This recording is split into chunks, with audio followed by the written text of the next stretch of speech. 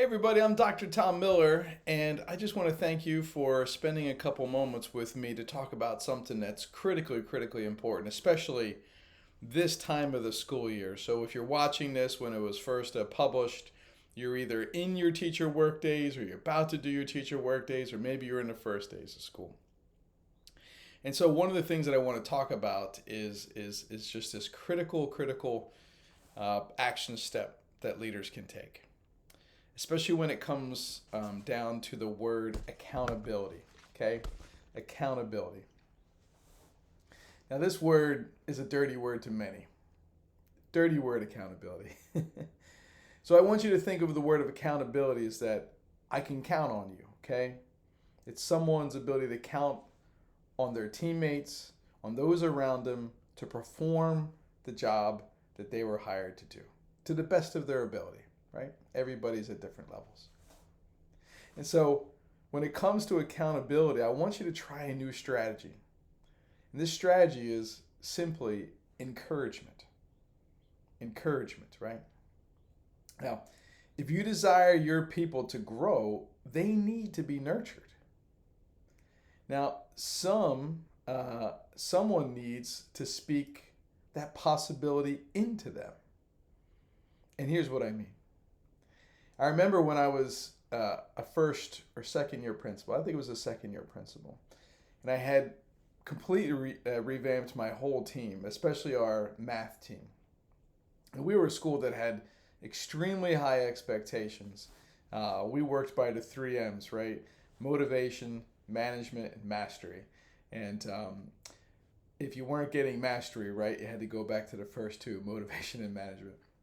So we have really high expectations for our students, but also high expectations for our teachers to help them get there.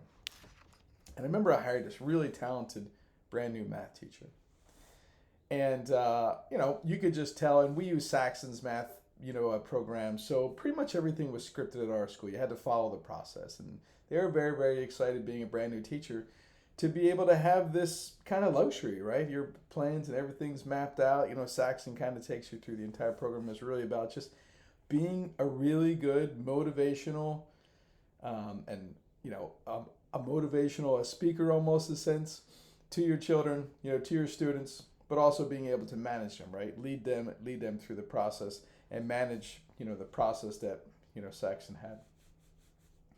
And this woman, she was fantastic. She was so full of energy. She had great ideas, and she was just a positive person to be around. But you could tell 30 to 45 days into the work, a lot of that had gone away. Now I was a young principal, at the time, just young and experienced, and I wasn't. Let's be honest, I wasn't really sure what I was doing. But I knew that I had hired her based upon her ability to just inspire others. She was inspiring to be around.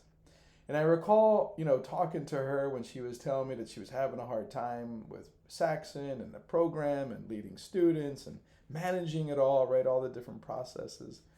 I said to her, I said, I come in your classroom pretty much every day, right? She said, yeah. I said, can I tell you why I hired you? And she said, well, yeah, of course, I'd really like to know. So it's because during the interview process, you specifically talked about how you identify the motivating factors in your students. And then you utilize those motivational, factors in your daily teaching. But what I have found is that since you've been here, I haven't seen a lot of that work. I haven't seen you taking the time to do that. And she looked at me and she said, that's why you hired me? I was like, yeah, that's why I hired you. I thought you were unique, right? Anybody can, talk a good game in terms of math. I said, but I'm looking for someone who's different, right? Someone who is willing to connect with adolescents, right? It was a middle school, and it's hard. Middle school's hard, everybody. Shout out to middle school teachers and school leaders out there. And so, we just talked about a plan. I said, hey, I'm here to support you. We can look at the Saxon program. We can certainly identify what are some of the challenges that you might be having. We can help you, equip you, model, for you. I said, ultimately, you can do this. I believe in you. I mean, I wouldn't have hired you if I didn't believe in you. So borrow my belief, right? If you're having a hard time with it, I believe you can do it. And it was fascinating, to watch her grow, right? Kind of in that moment, you kind of saw her stand, sit up, and she was a very tall. Well, she was taller than me. I'm only 5'6", so she was very tall to me. You could just see her kind of, get up, and over the next couple of days, you just saw her carry herself on campus differently. You saw it in everything she did, how she communicated to people, how she communicated to kids, how she prepared for her lesson, how she did her lesson, and she started to use those motivational strategies that she brought from when she learned, student teaching and in her, college programs. It was huge for me to understand, right? I mean, this is what this is all about. So in terms of accountability, like, shift your strategy. Don't give them a check mark. You got to do these things. Remind them of why they're here, right? Remind them of what their skills and talents are. People need to know that you believe in them, right? That's why they were hired. People need to have hope restored in them at times, right? Especially, those new, teachers. And also, people cannot feel, or I'm sorry, people cannot hear, right, until they felt heard. So, sitting down with your teachers during this time, checking in on them during, PLCs and after school. I think two of the most important times for principals to do walkthroughs are before school and after school, right? Because, yes, you're, checking on student and engagement during the day, but you got to check in on the adults in your building. How are they showing up? How are they handling the daily stresses and the pressures? Our job as principals, it's a privilege. It's a privilege to be a principal. It's a privilege to have the daily pressures, right? So when I see all the, complaints about all the decisions and all the pressures and all the complaints, I say, well, this is what we asked for. Being a leader, right? It's the law of sacrifice. The more you go up, the more you're going to have to give up everybody, right? So you gotta accept that, right?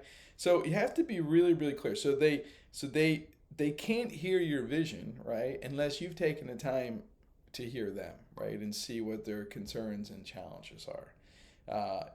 They can't hear your, perspective. They can't hear your expectations, right, until you take the time to look at things through their lens, right? The problem sometimes in leadership and with most people is that we look at people through our lens, not through their lens. And we have to remember what it felt like to be that, teacher that felt like they were underperforming. And maybe you never felt that way, and that's okay. And you could say that. You could say, I'm really sorry. I'm having a hard time understanding because I really didn't try. I just didn't have those things, right? I taught, differently, or I came in a different program, or, whatever it may be, you gotta demonstrate empathy, right? But you can't demonstrate empathy until you start to listen. And you can't lead them until you listen, right? And love them for who they are, right? Love the being, right? Don't love the behavior, love the being, right? Separate the being from the behavior and say, hey, I want you to be successful. Okay? So those are just a couple pieces. So, and I don't want you to think about encouraging people as a motivational, technique. It's really a way to demonstrate empathy. I've been there. I remember the struggles. I remember how hard it was to balance, being a new professional, right? Or, or I don't know what it's like. I didn't have to flip my classroom upside down. I was a special ed teacher. Most students I had in my class was, I had 8 at one time when I was a self-contained teacher. Sometimes it felt like 30, but I never knew what it was like to lead a class of, 25 until I became a principal when I had to substitute. That was probably the first time, right? And now I have to manage 100 adults, at times when I do professional development trainings, which is even harder. Everybody, by the way, sometimes adults were not the best models. So it's important, right? So don't think of, encouragement as a motivational strategy. it's a way of leadership, right? It's a way to demonstrate empathy, for them. So just really, really, kind of going back. I mean, our world's in a challenging place. We've had so many vicious attacks, school shootings, violence on streets. I live in Raleigh, North Carolina, and pretty much every day there's a shooting in the area. I mean, we're no Detroit or other areas of the country like that, but it's certainly disappointing. Vicious attacks brought out by individuals, and so it made me think about what level of encouragement have those people had in their lives? Who was speaking encouragement into them, right? When they carry out these vicious attacks on people. And I think that's where we need to be different as leaders, right? If you're an empowered executive, right, which I hope that's what you are, that's why you're listening to this, right? You're part of our school leadership community. Like, you're taking the time to invest in yourself. You saw this, title of either this, podcast or this YouTube video or wherever you're watching or listening, and you say, yeah, this is an interesting topic for me, or I'm looking to grow, or I'm looking to be more. Well, this is our job, right? When the George Floyd incident happened, a few years ago, I didn't understand my role in that. I didn't understand that, being a white male with a platform, it was part of my responsibility to make sure that, hey, how can we help people better understand the challenges, and who can we bring onto our platform, and who can help us talk and understand social and emotional health and all the things that were happening. I mean, I live in a majority African American neighborhood. I didn't take the time to ask my neighbors how they were doing. I didn't know I was supposed to.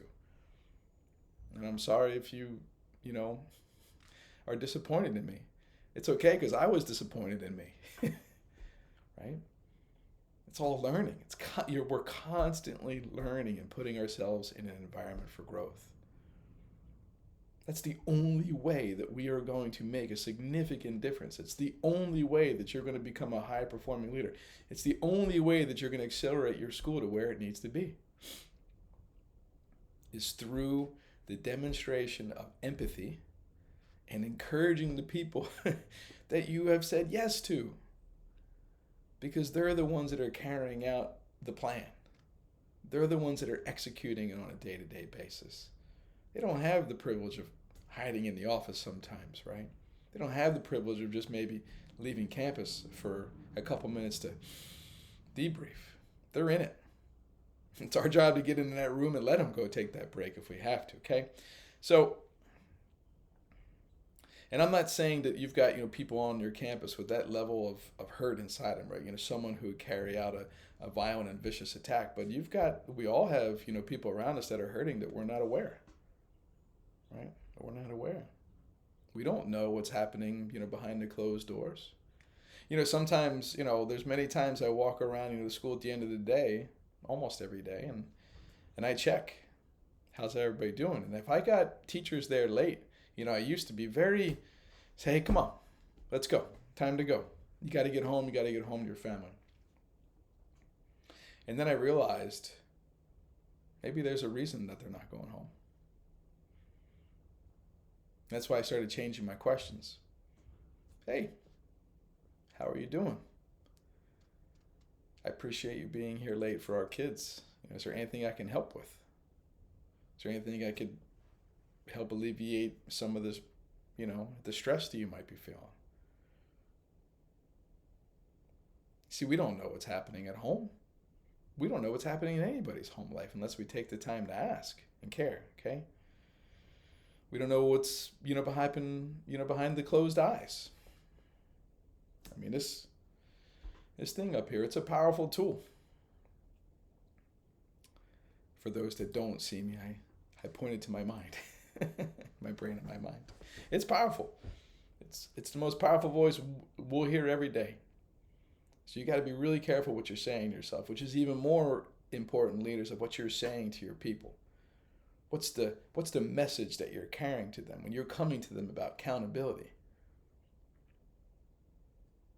I mean, you're the one who hired them, most likely. You're the one who put them in the position. you're also the one that is responsible for fully equipping them and encouraging them and putting them in an environment to be successful. Not say I hired you in this spot and I expect you to do it without any help. I mean, come on. Let's let our people stand on our shoulders. Let's let them get up there, right? Let's let them shine. I don't need to shine. It's the last thing I want to do. My people shine. They're the ones that do the work. I'm not doing anything. I'm trying to work myself out of a job. I'm trying to every single day empower the people around me so they can be more and do more and achieve more and impact more, because that's why they came into education, everybody. That's why you came into education. So don't forget that. Don't forget that, all right? Encouragement brings, people hope, right? And this is why I love all the communities that we have. We've created multiple networks for our charter school leaders, and everybody's welcome to come. Doesn't matter if you're charter school, private school, homeschool, I don't care. Business leaders, we've got charter school vendor inner circle. We've got our empowered executive inner circle for our directors and principals. We have our teacher leader consortium, our teacher leader academy. We have our school leadership made real simple community, right? We've got our Facebook community.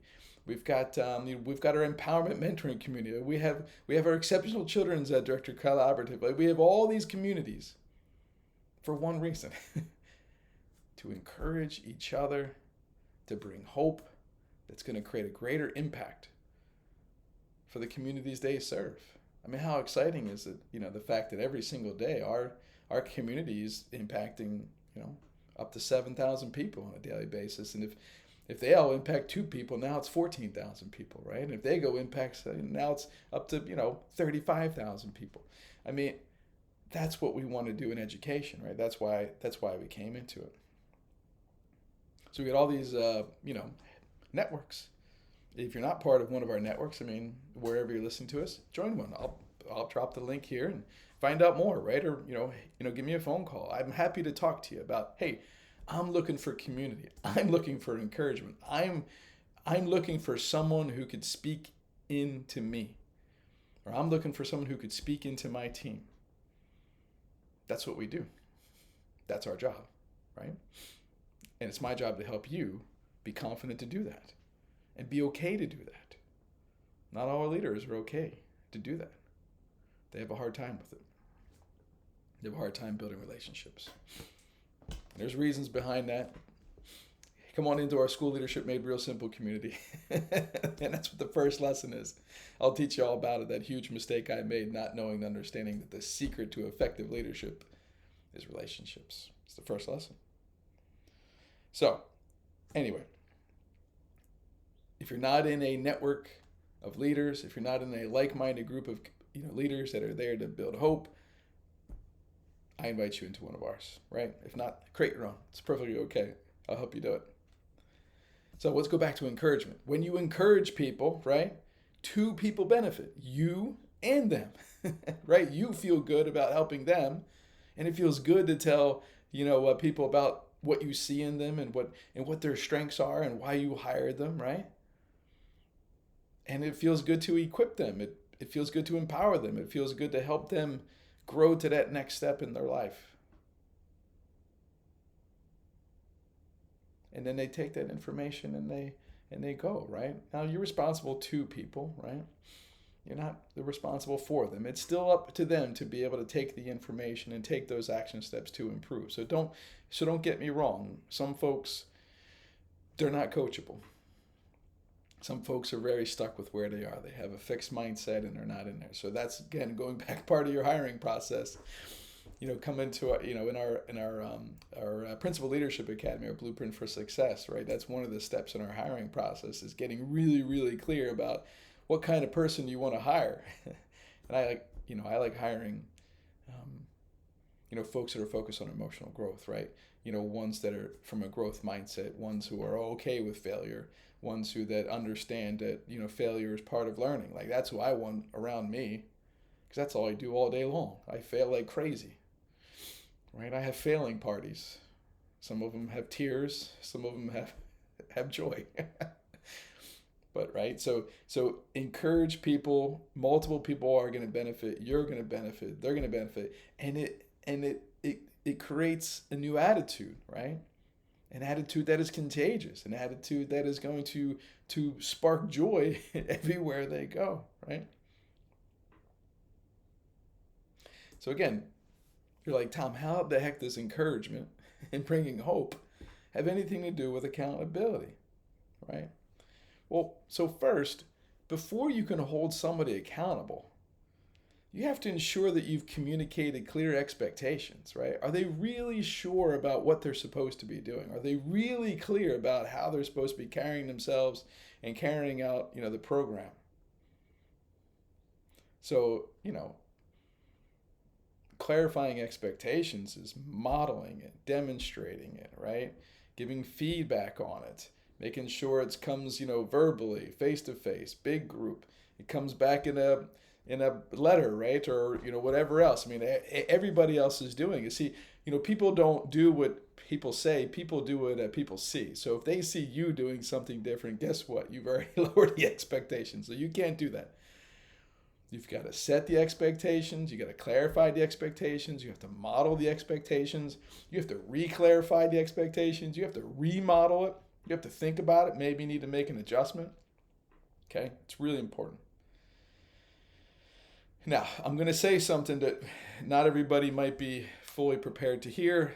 I wasn't fully prepared to hear when I, first was, told it. But if the people on your team, right,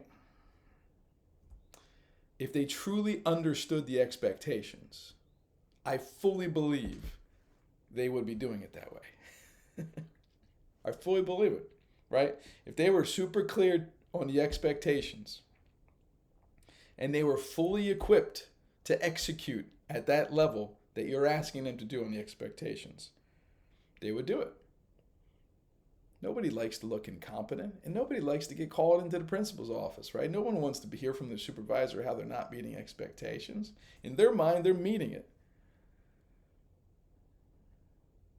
So if people aren't meeting expectations, we've got that process that we teach. I don't have time to go deep into it now, but it's part of our master communication program. It's the VRUOL. It's the vision. This is what I expected to see. Reality. This is what I do see or hear or observe. That's R. You help me understand. How come you're doing it this way? How come you did it that? The O is opportunity. Okay, here's how you can improve. Right? Here's what you can do next time. Here's what I want you to do next time. And L is leadership. You're going to ask them, how could I have communicated better? Right? And you're going to slowly close that gap. It's going to take a little while. Some folks, again, they're not everybody's coachable, right? And not everybody's in that, mindset where they're going to shift. And so it's important, right, that when you're hiring people and you're bringing them in and orienting them, like all those expectations have to be really clear from the beginning. Really clear from the beginning. Now, again, just the fact that you're listening to this lesson, right, I know that you're in a growth mindset, right? You have higher expectations for yourself, and you want to be more and do more, right? So I'm not worried about you, but I want you to be more aware, okay? And it's about awareness, right? Awareness is what creates change. Awareness is what creates, growth. Awareness is what we need, okay? And so your people need awareness too. Awareness that they're not meeting the expectations, and then you need awareness to understand why they're not meeting those expectations, okay? Communication, modeling, not understanding, whatever it may be, okay? Awareness is the start of transformation. And you're listening to this because you're a growth mindset leader, right? You're a growth mindset leader. So let's just kind of wrap this up here. So again, thinking about encouragement, right? Encouragement as our strategy for accountability. Okay, I just want you, the next 30 days, just try it out. And try it out, okay? Because, encouragement is going to help change attitude. And so attitude is an inward feeling that's expressed by behavior. Right? This is why that attitude can be seen without any spoken words, right? And it's the primary force in which in which we either succeed or fail is someone's attitude towards something. So that teacher that I was talking about, her attitude was, I can't do this. This isn't the place for me to work, right? I'm not equipped to do this. I'm not okay to do this. I'm not the right person for this. Whatever it may be, I had to bring it back. And I had to help change her attitude through encouragement. I didn't address, number one, I did not come to an agreement with her ability not to do the job. Never do that, leaders. Do not come into an agreement with someone's self-limitations. You got to help them come to their truth, right? Because the truth is that they can do it because they have done it. And you got to help them through encouraging. So part of the encouragement is maybe bringing back, hey, I've seen you do this before. Remember XYZ where you had that situation. I mean, whatever it may be, right? You got to bring that back to them so they could remember, so the mind can remember. It can bring it from the subconscious. Oh, that's right. I can be successful. And this is with anything in life, everybody. Every time I gain weight, I go, you know how to lose that weight back. You lost 40 pounds years ago. You did it. You just got to do it again. You got to follow through, right? And you got to identify what's getting in the way of that constant, success, right? So your attitude, it's an inward feeling that expresses outward. Okay, that's what you're seeing. So you got to tell them, hey, I happen to notice that you're not really carrying yourself like you typically do. What's going on? Are you okay? Is something wrong? Is there anything I can help with? Right? Not that speed, right? You gotta slow down. Be a little bit more empathetic, right? So the encouragement is going to give people hope, right? It's going to breathe life into them, and hope can be the greatest asset for your team, for your organization, right? And it's often the difference between success and failure. So as you're painting the picture of a better future, and you're bringing hope to people, right? Where there is no vision, people perish, right? People where there's no power in the future, right? Or no, where there's no I lost it. It'll come back to me. There's no power in the present, right? Without any faith in the future. There you go. Without faith in the future, there's no power in the present. So you're going to encourage them. You're going to speak life into them. You're going to speak hope into them, which is going to work on the inside, right? And start to show on the outside. Because when hope changes an attitude, right? Attitude determines your altitude.